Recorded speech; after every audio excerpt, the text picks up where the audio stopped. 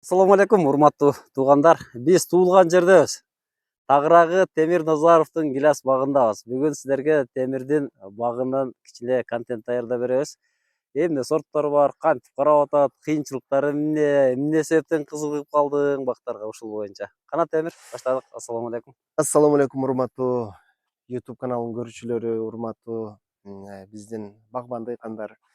Биринчиден куш келипсиздер. Мен чын айтам, эки Рахмат. күчтүүнү бир жерге келип калат деп эч ойлободум эле. Себеби сиздерден убакыт табыш аябай кыйын, бүгүн келип калыпсыздар. Ушул менин ата жайым. Баткен шаары, Кызыл Таш айылы. Бул огород ушу 1 гектардан ашыгыраак. Мындан бир 2-3 жыл мурун ушул жерге көбүнчөсү воловой 3 сортун эккенмин.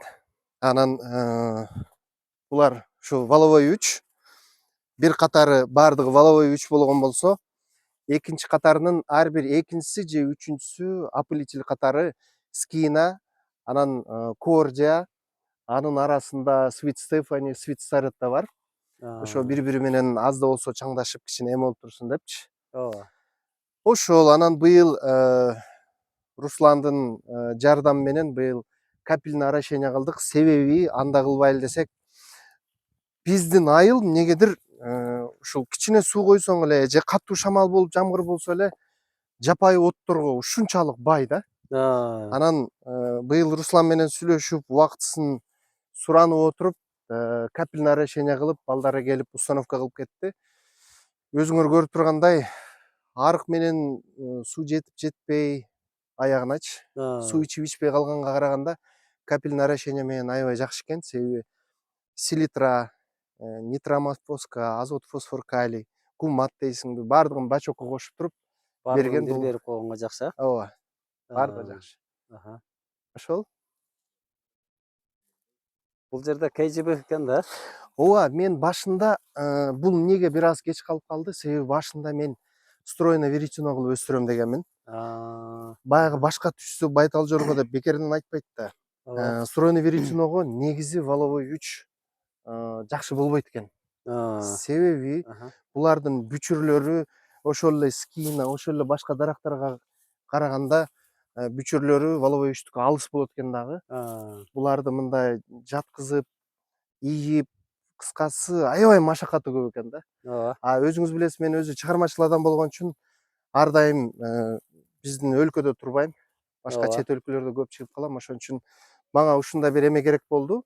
Аз, анан саз, сапаттуу. Себеби өзүңүз билесиз, бара-бара мына гиляс бактар чоңоюп атат.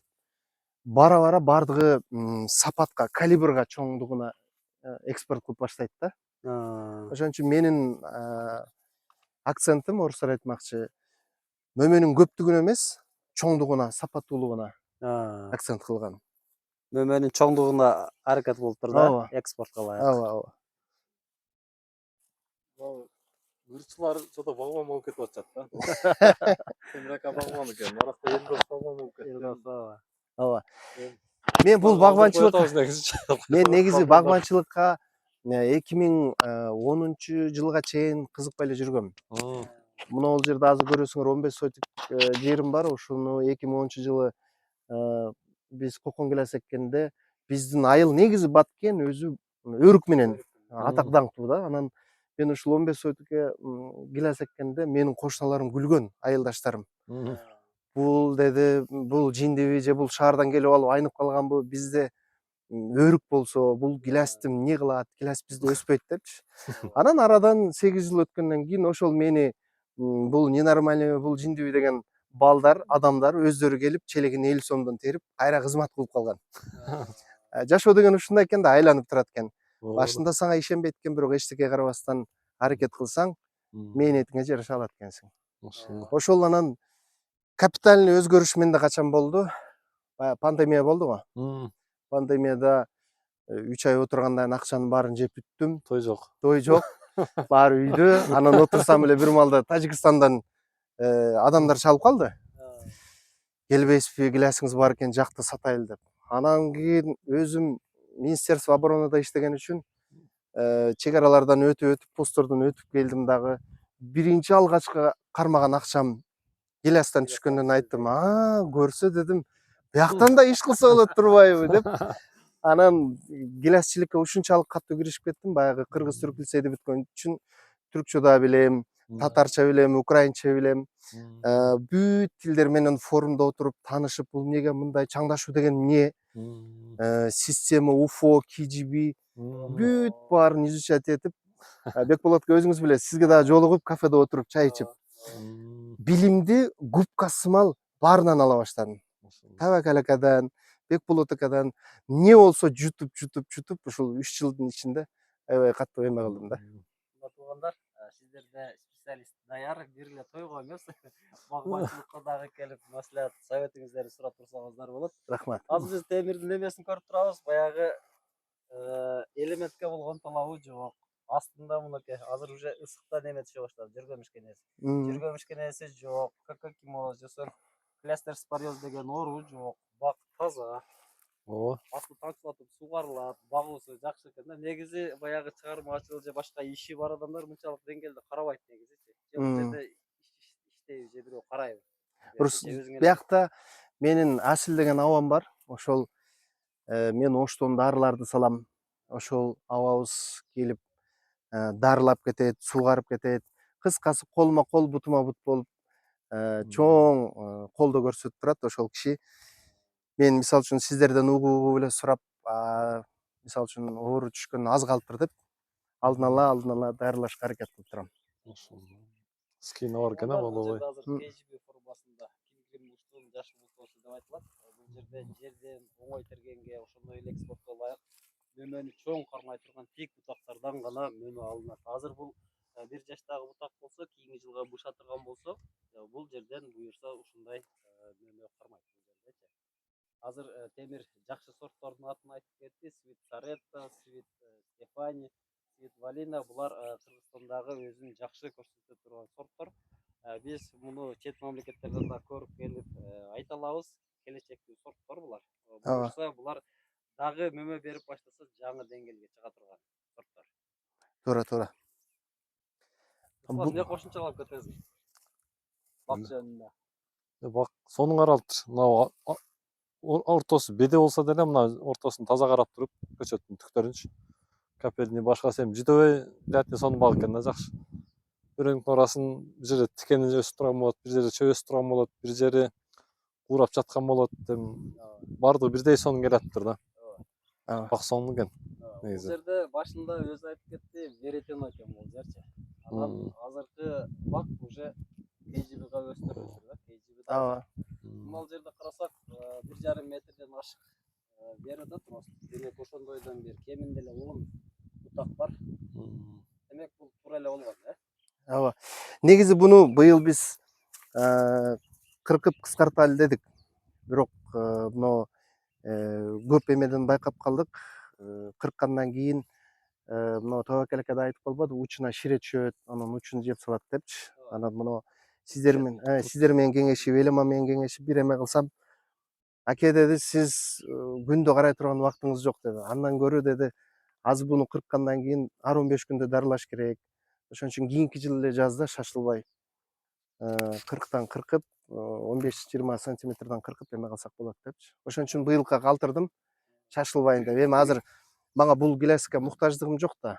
Азыр Кудайга шүгүр заманыбыз ковид эмес. Ошон үчүн шашылбай, эң башкысы сапаты менен өстүрөйүн деп. Турагыбыз биз буга чейин 2 жылдан бери кыркып атабыз да. Анан кеңешип туруп, бир жылда гилясты бир кырка турган эмеге келдик. Багбандар сүйлөшүп туруп, себеби бирөөлөр тегиз кыркып койгон болсок, бирөөлөр жакшы азык берет экен дагы өстүрө берет. Ооба. Кээ бирлер кырккан боюнча 2 карыш өсүп туруп, майда шак боюнча калат экен. Ошол боюнча кышка кирип кетет дагы, формасы кайра 2 жыл аркага тартып атат да. Туп-туура. Сиз эң турагы сунандычы азыр негизи. Күчтүү багбандарды карап туруп эле ошолордукун кырксаң болот деп атабыз, анан карап калганын кыркпай эле кой деп ошентип сүйлөшүп сунуш бердик да. Эми шашылганда каяка. Эң башкысы сапаты менен болсо. Негизи. Бул жерде эмне дейсиз? Бул жерде бактын абалы өтө жакшы. Негизи элдердин көрүп эле жүрөбүз да бактардычы. Бул жерден бир гана түшүм алыш керек. Сатыш керек бу жерде. Ооба, туура. Жакшы экөөңүздөр келип калып дагы мына. Аткенде туугандарга эмне дейсиң, Темир? Баткендик туугандарга эмне дейт элем? Гилас эгип жетиштирсе болобу. Гилас эгип жетиштириш керек. Мен себеби мына айланамда кошуналарымдын баардыгында көрүп турасыңар өрүк, бирок ушул айылдын башында бирөө бизди кайталап гилас эккен. Азыр бирөө дагы 30 сотигин бузуп гилас эгип атат.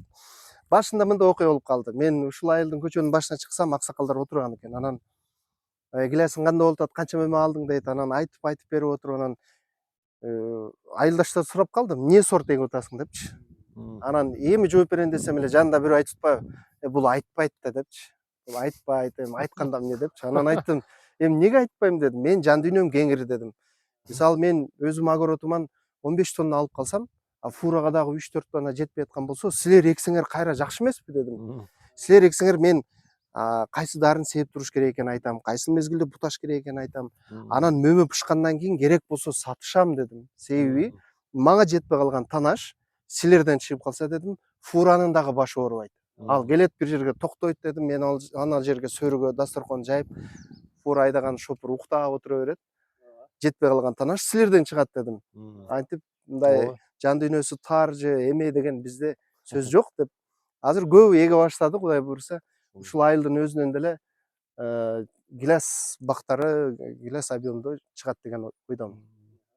Урматтуу көрөрмандар, биздин убактыбыз жакындап келатат. Мына Темирдин сонун багы түшүмүнө береке берсин Кудайым. Иштерге ийгилик Темир.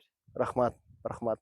Барлыгыңыздарга шүгүр. Ушинтип келип акыл насаат айтып туруңуздар, себеби мен эмне түшүндүм? Бизде Кыргызстанда эме аябай аз экен. Мындай опытный агрономдор өтө аз экен. Эски адамдар менен сүйлөшсөң, эски методду айтат да. Азыр эски метод жаңы методко туура келбейт да. Анан мындай кылайын десең эле жок дейт. Жаңы көз караш менен жаңы сортторго, жаңы бутоо системаларына өтүш керек. Себеби бара-бара, мисалы үчүн Украинада мен бир кишини билем, ал мынтип айтты да. Бир жылы биз гилас сатпай койдук дейт.